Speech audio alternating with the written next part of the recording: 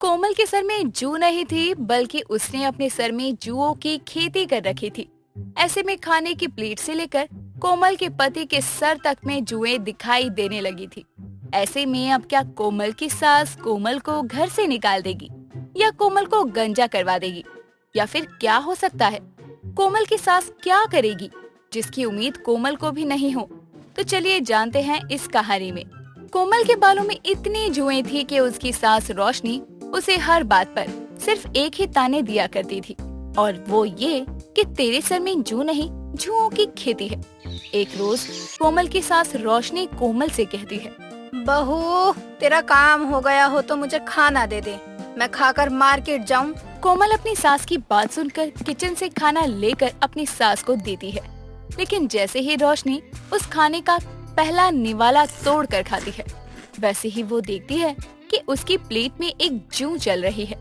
ये देखकर रोशनी अपनी बहू को बुलाती है और अपनी बहू से कहती है, बहू, मैं तो परेशान हो गई तेरे इन जुओं से। देख, आज खाने में कितने जुएं चलते हुए नजर आ रहे हैं। माँ जी, मैंने तो बहुत सफाई से खाना दिया था। वो तो मुझे दिख ही रहा है कि तूने कितनी सफाई से खाना बनाया है, लेकिन खुद को साफ रखना भूल गई। रोशनी जैसे ही खाना खाने बैठती है, वैसे ही उसकी प्लेट में जू चलती हुई नजर आती है और वो खाना छोड़कर अपनी पड़ोसन विमला के घर चली जाती है। इधर कोमल अपने बालों से जुएं निकाल निकाल कर मार रही थी, लेकिन कोमल के सर की जुएं कम होने का नाम ही नहीं ले रही थी। इधर विमला रोशनी से कहती है, रोशनी, मैं तो कहती हूँ तू अपनी बहू को गंजी करवा दे। बताओ, खाने तक में जू मिलना कितनी बड़ी बात है। अरे विमला बहन, वो माने तब ना, मैं तो करवा दूं उसे गंजा। अब तो मैं भी तेरे घर आना नहीं चाहती। 2 दिन पहले ही तेरे घर गई थी। तेरी बहू एक हाथ से जुएं निकाल रही थी और उसी हाथ से खाना भी खा रही थी। मुझे देखकर ही अजीब होने लगा। मैं वहाँ से चली आई। हर कोई कोमल के सर की जुओं की खेती से परेशान था, और कोमल की सास रोशनी तो ज्यादा ही परेशान थी, क्योंकि उसके खाने तक में चलती हुई जुएं मिल जाया करती थी। एक रोज रोशनी का बेटा राकेश ऑफिस से जल्दी आता है। ये देखकर रोशनी अपने बेटे राकेश से कहती है, बेटा, आज तू ऑफिस से बड़ी जल्दी आ गया, कोई बात हो गई है क्या? माँ, आपको क्या बताऊँ क्यों मैं ऑफिस से जल्दी आ गया। आज मेरे ऑफिस में एक मीटिंग थी और वहाँ मेरे सर पर मेरे बॉस ने जुएं चलती हुई देख ली। हाय राम, मेरी बहू ने तो मेरी नाक ही कटवा कर रख दी है। अब ये हर जगह मेरी नाक कटवा कर ही रहेगी, तभी ये अपने सर से जुओं की खेती का निपटारा करेगी। फिर माँ, पता है बॉस ने मुझे क्या बोला सबके सामने? क्या बोला तुझे तेरे बॉस ने इस कुलच्छनी की वजह से? उन्होंने कहा, ये है हमारे ऑफिस के काबिल मैनेजर ऑफिसर राकेश, जिनके सर पर जुओं की खेती आपको देखने को मिल जाएगी। अब भी आप इनके माथे पर देखें कैसे जुएं रेंगते हुए नजर आ रहे हैं। अब तो इसका कुछ करना ही होगा बेटा, तो इसके साथ सोया ही ना कर। कोमल के जुओं की खेती की वजह से उसकी सास तो अब बदनाम थी ही, लेकिन अब की बार राकेश को भी उसके बॉस ने मीटिंग में बुलाकर खूब बेइज्जत किया था। अब ऐसे में रोशनी कोमल के इस जुओं की खेती को निपटाने के लिए एक तरकीब बनाती है और अपनी पड़ोसन विमला के पास जाकर विमला से कहती है, मैंने क्या सोचा है कि अब की बार किसी न किसी बहाने से मैं इसके बाल काट दूंगी और हार कर इसे गंजा ही होना पड़ेगा। देख, इससे अच्छा उपाय तो ये है कि इसे अपने छत पर बैठा दे, और जो हमारे छत पर बंदर आते हैं ना, वो इसे सीधा कर देंगे। कहीं वो इसे काट ले तो क्या होगा? अरे नहीं काटेंगे, तू इसे छत पर बंद कर दे, और जब ये अपने जुओं को निकालने में लगी होगी, कोई न कोई बंदर इसे परेशान करेगा ही, तभी ये सुधरेगी भी। कोमल दिखने में तो बेहद सुंदर थी, लेकिन उसके सर में इतनी जुएं हो चुकी थी कि वो गिरती रहती थी, क्योंकि कोमल जितनी सुंदर थी उतनी साफ सफाई में वो नहीं रहा करती थी, जिस वजह से उसके सर में इतनी सारी जुएं हो चुकी थी। लेकिन अब कोमल की सास उसके सर के इस जुओं की खेती से परेशान थी। एक रोज रोशनी और कोमल पड़ोस की शादी में जाते हैं, जहाँ पहुंचकर रोशनी अपनी बहू कोमल से कहती है, देख बहू, यहाँ कोई ड्रामा मत कर दियो, जिससे सबको पता चल जाए कि तूने अपने सर में जुओं की खेती जमा रखी है। माँ जी, मैं ऐसा कुछ नहीं करूँगी जिससे आपकी बदनामी हो। ये कहकर जैसे ही रोशनी जाती है, उसके कुछ समय बाद ही कोमल के सर में खुजली होने लगती है।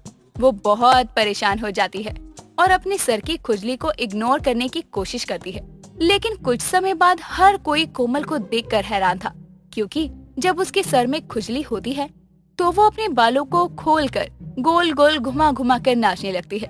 कभी दोनों हाथों से खुजली करते हुए नाचती है तो कभी बालों को घुमा घुमा कर नाचती है। ये देखकर रोशनी को उसकी पड़ोसन विमला कहती है, रोशनी, ये तेरी बहू पर काली माता तो नहीं आ गई है? देख कैसे अजीबोगरीब तरह से डांस कर रही है। ये क्या हो गया इस औरत को? इसने तो मेरी बदनामी कराने का जिम्मा ही ले रखा है। जा जाकर इसे रोक। देख कैसे सब देख रहे हैं, इसे समझाना रोशनी। अब रोशनी जैसे तैसे अपनी बहू को समझाकर डांस करने से रोकती है और उसे घर ले जाती है, जहाँ जाकर रोशनी अपनी बहू कोमल से कहती है, बहू ये सब क्या था? तुझे शर्म नहीं आती? ऐसे कौन नाचता है? माँ जी, आपने कहा ना कि ऐसी वैसी कोई हरकत मत करियो, और पता भी है आपको, मुझे जुओं ने काटना शुरू कर दिया, जिसे छुपाने के लिए मुझे ऐसा डांस करना पड़ा। क्या तूने जुओं के काटने पर ऐसा डांस किया था? हाँ माँ जी, वरना मेरे सर में तो बहुत खुजली होने लगी थी, जिसे छुपाने के लिए मैंने ऐसा डांस किया। रोशनी तो अपनी बहू के इस जुओं की खेती से इतनी परेशान थी कि कहीं भी उसकी बहू कोमल जाती तो वो अपने उन जुओं से हर जगह कुछ न कुछ ऐसा करती, जिसे देखकर रोशनी का खूब मजाक बनता। लेकिन अब की बार कोमल के साथ कुछ ऐसा होने वाला था जिसका अंदाजा कोमल को नहीं था। अब जैसे ही कोमल अपनी छत पर कपड़े डालने जाती है, वहाँ वो कपड़े डालने के बाद अपने बालों से जुएं निकालने लगती है। लेकिन तभी रोशनी छत का गेट बंद कर देती है और तभी एक बंदर आता है और वो कोमल के कंधों पर बैठकर कोमल के सर से जुएं निकालने लगता है। ये देखकर कोमल डर जाती है और अपनी सास को आवाज देकर कहती है, माँ जी मुझे बचाओ, ये बंदर तो मुझे काट ही लेंगे। अब आएगा ना मजा। अब जैसे ही कोमल हिलने की कोशिश करती, बंदर उसे मारता और कोमल चुप होकर बैठ जाती।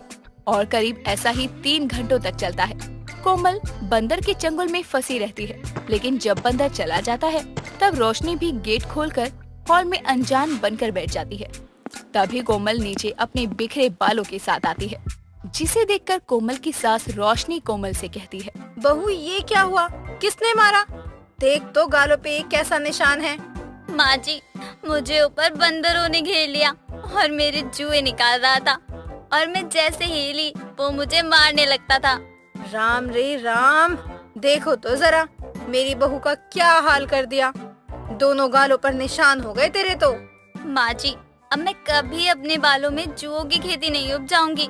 मुझे बंदरों ने बहुत मारा है। मेरा आइडिया काम कर गया। क्या हाल बना दिया मेरी बहू का बंदरों ने।